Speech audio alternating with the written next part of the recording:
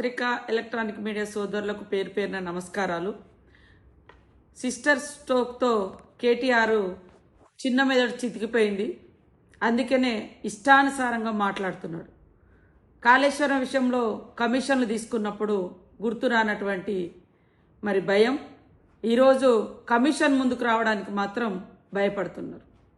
దాన్ని కప్పిపుచ్చుకోవడం కోసం ఈరోజు పిచ్చి పిచ్చిగా కాంగ్రెస్ పార్టీ బాంబులు పెట్టిందని మాట్లాడుతున్నాడు. కాళేశ్వరానికి నువ్వు అధికారంలో ఉండి ఎందుకు నిరూపించలేకపోయినావో ఒక్కసారి కేటీఆర్ గారు ఆత్మ పరిశీలన చేసుకొని ఈ అబద్ధాల పునాదుల మీద వాస్తవాలను కప్పిపుచ్చే ప్రయత్నం చేస్తూ ఉన్నావు.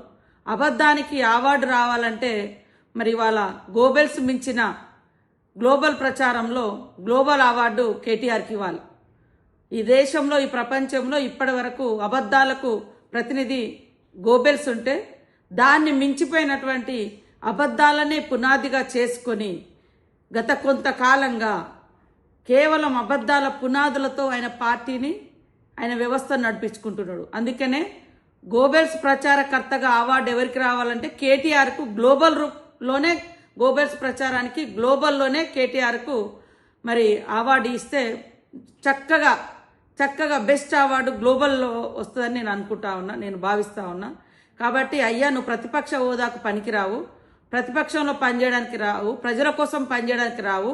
కానీ అవాస్తవాలను అద్భుతంగా తీర్చిదిద్ది గోబెల్స్ మించిన ప్రచారం చేయడంలో మరి అగ్రభాగాన ఉంటున్నందుకు నీకు గ్లోబల్ అవార్డు ఇస్తే బాగుంటుంది అని నేను నిజంగా ప్రపంచానికి తెలియజేస్తా ఉన్నా.